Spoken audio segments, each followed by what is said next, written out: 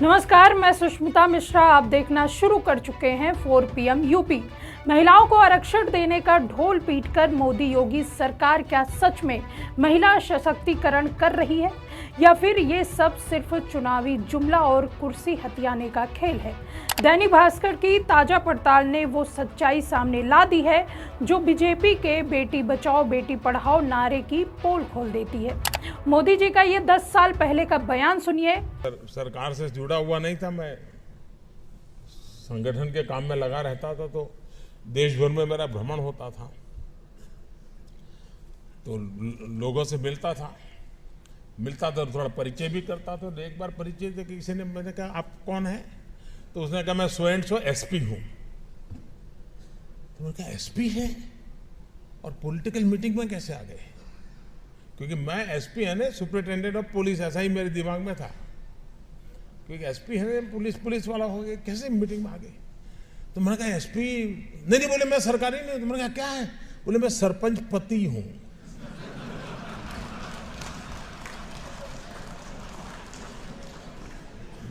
अब कानून ने तो एम्पावर कर दिया, लेकिन जो ये एसपी कारोबार चला रहे हैं भाई,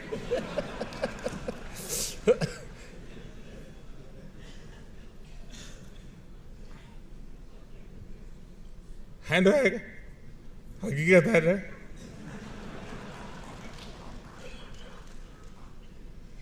हाँ, कानून ने महिलाओं को अधिकार दिया है तो उनको मौका भी देना चाहिए। और मैं कहता हूं जी, वो बहुत अच्छा काम करेगी, आप विश्वास कीजिए, बहुत अच्छा काम करेगी। सच्चे अर्थ में गांव में परिवर्तन लगे। अभी आपने छत्तीसगढ़ का भाषण सुना, बिना हाथ में कागज लिए गांव में क्या काम दिया है उन्होंने बताया कि नहीं बताया? और पता है उनको कि सरपंच के नाते अपने गांव में कितने प्रकार के काम हैं, किन कामों में ध्यान देना चाहिए, सब चीज का पता है। ये सामर्थ्य है हमारी माताओं बहनों में। और इसलिए ये एसपी वाला जो कल्चर है ना, वो बंद होना चाहिए।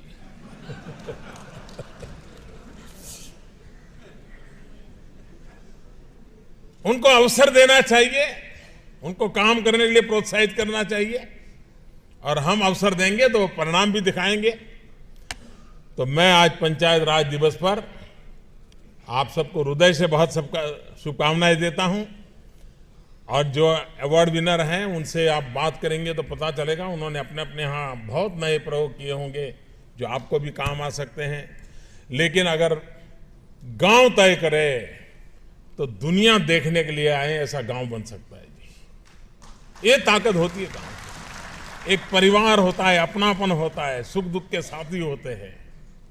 वो भाव को फिर से हम जगाएं और गांवों को बहुत आगे बढ़ाएं, इसी की अपेक्षा के साथ बहुत बहुत शुभकामनाएं। धन्यवाद। सुना आपने ये बयान जिसमें वो कहते हैं कि महिलाओं को आगे लाओ राजनीति में, लेकिन सच्चाई कुछ और है। भास्कर की टीम कुशीनगर के सेवारी ब्लॉक ऑफिस पहुंची। कुर्सी पर बैठनी चाहिए थी अनु तिवारी, जो ब्लॉक प्रमुख चुनी गई थी, लेकिन असल में वहां डेरा जमाए बैठे थे उनके पति धनंजय तिवारी।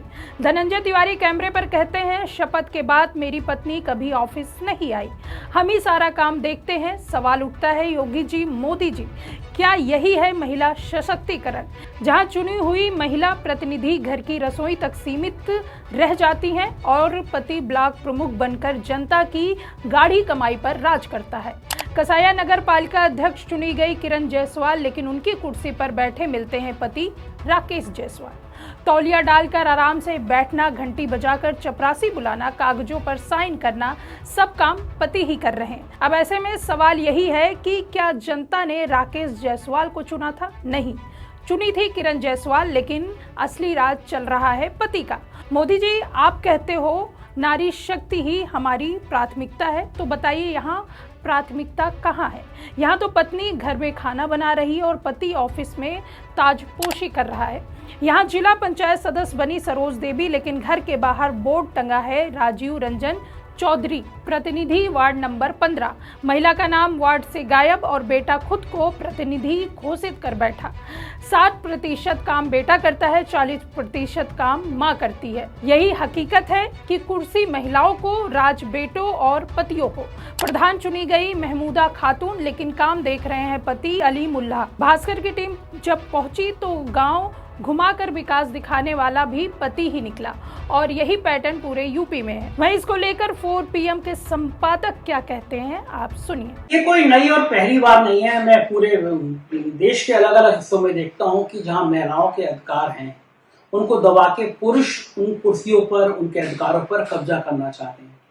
आप किसी भी गांव में चले जाइए, अगर महिला प्रधान है तो अधिकांश गांवों में पति उनका कब्जा करा के गांव की प्रधानी वो चलाते हैं, चाहे वो इसी तरह ब्लॉक प्रमुख हो, जिला पंचायत अध्यक्ष हो, विधायक हो। तो अच्छा है कि विधानसभा में उनके विधायकों के पति नहीं घुस सकते और लोकसभा में नहीं घुस सकते, वरना वहां पर भी उनके पति जाए।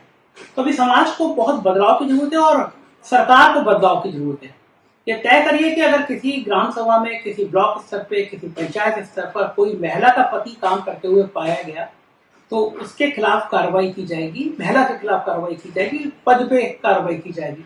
तो जब पत्नी का पद जाते हुए दिखाई देगा तो पति कम से कम सुधरेंगे। आपको याद होगा कि पिछली लोकसभा चुनाव में बाराबंकी के सांसद थे, उनके परिवार का भी ऐसी मामला सामने आया था, बड़ा विवाद हुआ। तो जरूरी है कि ऐसे कानून बनाए जाए कि महिलाओं को वास्तव में उनका हक दिया जाए। जैसे पार्लियामेंट में बड़े जोर शोर से महिला आरक्षण बिल पास कर दिया गया, लेकिन आरक्षण के नाम पर अभी तक 0 है। महिला आरक्षण बिल कहाँ चला गया, कोई चर्चा नहीं है। तो आपकी जरूरत है, आपकी जागृति की जरूरत है, सरकार पर दबाव बनाइए कि महिलाओं को उनके हक मिल सके। चुनाव आयोग, संविधान, आरक्षण सब धरे के धरे रह गए। कुर्सी का नाम महिलाओं का, लेकिन राज चलाते हैं मर्द। 90 दशक में पंचायत राज एक्ट के तहत महिलाओं को आरक्षण मिला, लेकिन 30 साल बाद भी हालात वही हैं। महिलाएं अब भी प्रॉक्सी नेता बनी हुई हैं, असली नेता उनके पति बेटे हैं और अफसर चुप हैं। सरकार सिर्फ कागजी खाना पूर्ति करती है। सवाल मोदी योगी से ये है, जब आप 33% महिला आरक्षण का श्रेय लेते हैं तो क्या उसका इस्तेमाल सिर्फ पोस्टर और नारे के लिए है? क्या संसद में नारी शक्ति वंदना अधिनियम लाकर आपने जमीनी सच्चाई बदल दी, या फिर पंचायत से संसद तक वही पुराने पति प्रधान सिस्टम को ढाने की कोशिश है? मोदी जी, आप कहते हो माँ बहन बेटियों का सम्मान हमारी संस्कृति है, लेकिन हकीकत यह है कि कुर्सी पर बेटियां सिर्फ नाम की हैं। सम्मान और सत्ता दोनों पतियों की झोली में डाल दिए गए हैं। योगी जी, आपके बेटी बचाओ बेटी पढ़ाओ के पोस्टर तो हर गली नुक्कड़ पर दिखते हैं, लेकिन ब्लॉक ऑफिस, पंचायत भवन और नगर पालिका में बेटी बैठाओ पति चलाओ वाली पॉलिसी लागू है। जनता का गुस्सा। वहीं गांव की महिलाएं कहती हैं, हम बाहर आते हैं तो सिर्फ महिलाओं से मिलने के लिए, बाकी का काम पति बेटे संभालते हैं। तो क्या महिलाओं का राजनीति सफर किचन के कैबिनेट तक कभी पूरा नहीं होगा, या फिर यह आरक्षण सिर्फ मर्दों की राजनीति दुकान चलाने का नया बहाना है? दैनिक भास्कर की रिपोर्ट ने साफ कहा कि जब तक अफसर सख्ती नहीं करेंगे तब तक पति बेटे का हस्तक्षेप अपराध नहीं माना जाएगा, और जब तक महिलाओं को जागरूक नहीं किया जाएगा तब तक मोदी योगी सरकार का नारी सशक्तिकरण सिर्फ जुमला ही रह जाएगा।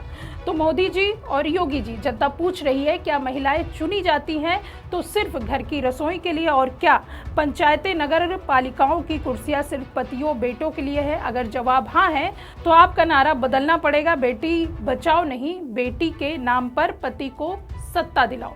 फिलहाल ये भास्कर की रिपोर्ट पर आपकी क्या राय है, हमें कमेंट सेक्शन में जरूर बताइए। देखते रहिए 4 PM यूपी। मैं सुष्मिता, नमस्कार।